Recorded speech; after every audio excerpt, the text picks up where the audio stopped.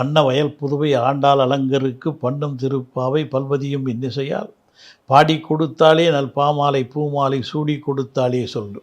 சூடி கொடுத்த சுடற்கொடியே துல்வாவாய் பாடி அருளவல்ல பல்கையால் நாடினீர் வேங்கடவர்க்கென்ன விதியிந்தா இம்மாற்றம் நாம் கடவா வண்ணமே நல்கு. பாண்டியன் கொண்டாட பட்டபிரான் வந்தான் என்று ஈண்டிய சங்கப்படுத்துவத வேண்டி வேதங்கள் ஓதி விருந்து கிடியறுத்தான் பாதங்கள் யாமுடையான் பெற்று. திருவாடிபுரத்தில் ஜெகத்துதித்தாள் வாழியே திருப்பாவை 30 செப்பினாள் வாழியே பெரியாழ்வார் பெற்றெடுத்த பெண்பிள்ளை வாழியே பெரும்புதூர் மாமுனிக்கு பின்னனால் வாழியே 143 உரைத்தாள் வாழியே உயரரங்க கண்ணி உகந்தளித்தாள் வாழியே மறுவாடும் திருவள்ளி வளநாடு வாழியே மண்புதுவி மலர்கொதை மலர்பாதங்கள் வாழியே. அடியார்கள் வாழ்க அரங்க நகர் வாழ்க சடகோபன் தன் தமிழ் நூல் வாழ்க கடல் சூழ்ந்த மண்ணுலகம் வாழ்க மணவாள மாமுனியே இன்னும் ஒரு நூற்றாண்டிலும். ஆண்டாள் திருவடிகளே சரணம். 23வது பாசிரம். மூறி நிமிர்ந்து முழங்கி வா சிங்கமே அறியாத வயதில் அரியை பற்றி பாடி அரியவளும் பெரியவளும் ஆனவள் பெரியாழ்வார் பெற்றெடுத்த பெண்பிள்ளை ஆண்டாள் நாச்சியார். அவள் பெரும்புதூர் மாமுனிக்கு பின்னானவள் ஆழ்வார்கள் தமக்கெல்லாம் முன்னானவள் வைணவத்தின் மாண்புக்கு கண்ணானவள் அந்த கண்ணனை மணப்பதற்கே பெண்ணானவள் சங்க தமிழ் மாலை பாடி கொடுத்தவள் அந்த அரங்கனைக்கே தலைமாலை சூடி கொடுத்தவள். அவளை பாடுவதும் அவள் தமிழை சூடுவதும் அதில் நயங்கள் தேடுவதும் எத்தனை கோடி இன்பம் வைத்தாய் இறைவா என்று ஆடுவதும் ஆன்மலாயமாக ஆகிவிட்டது நமக்கு. பொழுது விடுகிறது, பொழுதெல்லாம் விடுது விடுகிறது நெஞ்சம், வாசிக்கிற போதும் பூசிக்கிற போதும் அழுது விடுகிறது நெஞ்சம். இது சுந்தர தமிழா இல்லை மந்திர தமிழா என்று மயங்கி போகிறது நெஞ்சம். இதோ 23ஆம் பாசுரத்தில் இறக்கை கட்டி பறக்கிறது ஆண்டாளின் கற்பனை. கொட்டுகின்ற மழைக்காலம் குகை இருப்பிடமாக கொண்டு மன்னி கிடந்து உறங்கிய ஒரு ஆண் சிங்கம் உறக்கம் கலைந்து உற்சாகம் தெரிந்து எழுகிறது. எழுந்த வேகத்தில் இங்கும் அங்குமாய் நிமிர்ந்து பார்க்கிறது. பார்வையில் கம்பீரம் பட்ட கட்டியில் நிற்கிறது. எழுந்த வேகத்தில் இங்கும் அங்குமாய் நிமிர்ந்து பார்க்கிறது. பார்வையில் கம்பீரம் பட்டம் கட்டி நிற்கிறது. பேசுவது போல பிடரிமயிர் சிலிர்க்கிறது. காடே அதிரும்படி ஒரு கர்ஜனை செய்கிறது. அப்புறம் நடக்கிறது ஒரு ராஜநடை. இந்த காட்சியை தனது மொழித்திரையில் ஆண்டாள் எழுதுகிறாள். அது நம் விழித்திரையில் அப்படியே காட்சியாய் விரிகிறது. மாரிமலை முடிஞ்சி என்கிறாள். மழை மூஞ்சில் என்றால் குகை என்று பொருள். மாரிமலை குகையில் மன்னி கிடந்துறங்கும் சீரிய சிங்கம் அறிவுற்று தீவிழித்து வேரி மயிர் பொங்க மூறி நிமிர்ந்து முழங்கி புறப்படுகிறது என்று அவள் குறிப்பிடும் அழகில் கொஞ்சி விளையாடுகிறது தமிழ். ஒரு ஆண் சிங்கத்தின் கம்பீரத்தை ஒரு சிங்கம் உரைக்கும் பேரழகும் நம் உள்ளத்தை கொள்ளை கொள்கிறது. கண்ணா, குகை விட்டு புறப்படும் அந்த சிங்கத்தை போல நீயும் வெளியே வா. காயாம்பு நினைத்தவனே கண்ணா, கோரிக்கை மனுவுடனே காத்திருக்கிறோம் நாங்கள். நீயும் அந்த சிங்கத்தை போல கம்பீரமாய் நடந்து வந்து உனக்கே உரிய சிங்காசனத்தில் ஒளி போல அமர்ந்து எங்கள் விண்ணப்பத்தை கேள். பொன் வேண்டாம், பொருள் வேண்டாம், அது வேண்டும் இது வேண்டும் என்று ஆசை பட்டியலை விரிக்க மாட்டோம் நாங்கள். கண்ணா, நாங்கள் கூந்தலுக்கு தேவை பூ மட்டும்தான், எங்களுக்கு தேவை நீ மட்டும்தான். எழுந்து வா கண்ணா. அவர்கள் எடுப்பும் அமிர்த குரலில் ஆட்சியர்களை நான் பார்க்கவில்லை, சாட்சாத் ஆண்டாளைத்தான் பார்க்கிறேன்.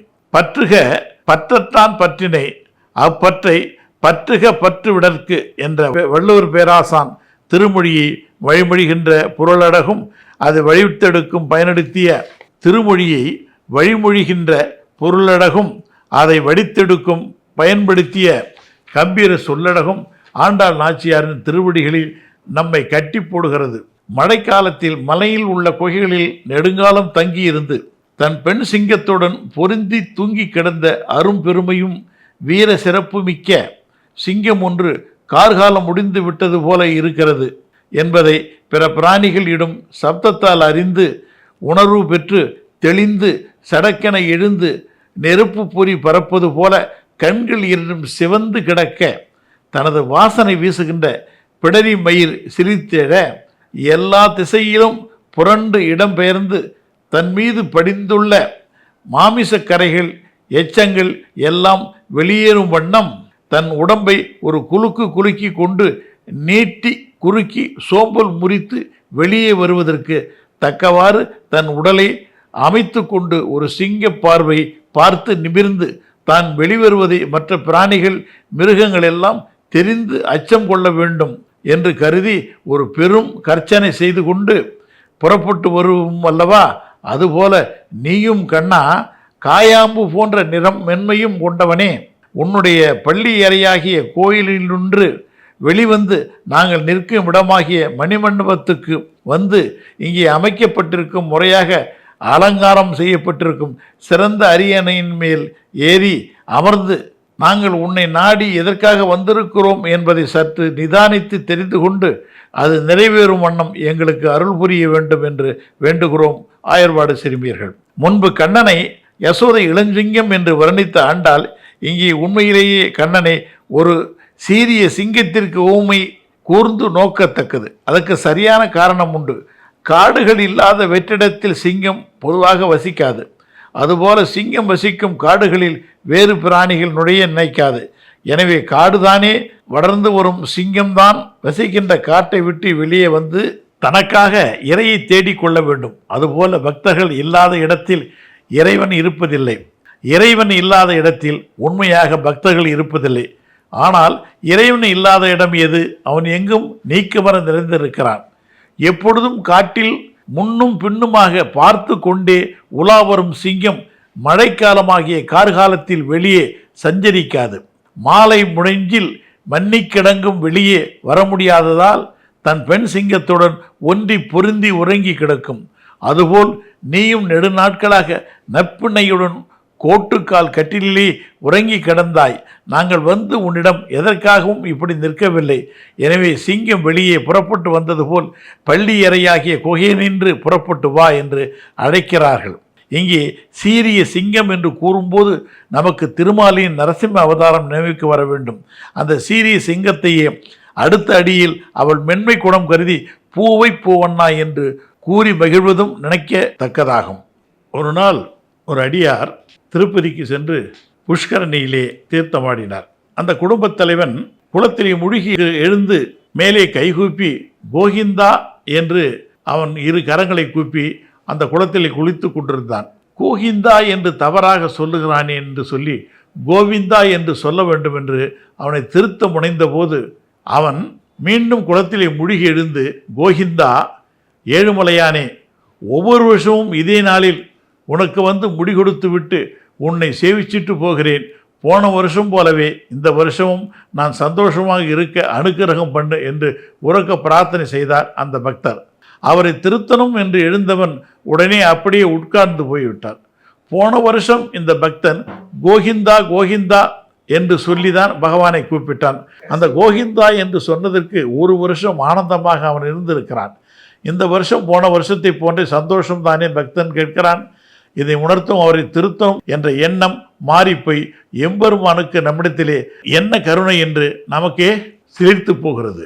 நாவிலே தழும்பு ஏற்படும் அளவுக்கு திருநாமத்தை உச்சாடனம் பண்ண வேண்டும். எத்தனை தடவை கேட்கக்கூடாது என்கிறார் திருமங்கை ஆழ்வார். நாவிலே தழும்பு ஏற்படும் அளவிற்கு திருநாமத்தை உச்சரிக்க வேண்டும். எத்தனை முறை என்று கேட்கக்கூடாது. தழும்பு எப்படி உண்டாகும்? மீண்டும் மீண்டும் சொல்லுகிற பொழுதுதான் அந்த தழும்பு உண்டாகும். ஆகவே தான் காலையில் எழுந்திருக்கும் பொழுது ஹரி ஹரி ஹரி என்று 7 தடவை சொல்ல வேண்டும். உறக்க பெருசாக சொல்லணும். மனசுக்குள்ளே சொல்லவே கூடாது. மனசுக்குள்ளே சொன்னால் நமக்கு மட்டும்தான் பலன் கிடைக்கும். ஆனால் சத்தம் போட்டு சொன்னோம்னா பெரியவர்களுக்கும் அது போய் சேரும், மற்றவர்களுக்கும் அந்த புண்ணியம் கிடைக்குமா. அதே போல் வெளியே கிளம்புகிற பொழுது கேசவா கேசவா என்று உச்சரித்து வெளியே செல்ல வேண்டும். அடுத்து உணவு கொள்வதற்கு முன்னால் கோவிந்தா என்று சொல்லிவிட்டு சாப்பிட உட்கார வேண்டும். கோவர்தன கிரியை குடையாக பிடித்தவன் இப்படி அழைப்பதன் மூலம் நித்தியம் அன்னம் கிடைக்கும் உத்தரவாதம் செய்து தருகிறான். சிரமம் இல்லை, கஷ்டமான நியமம் இல்லை.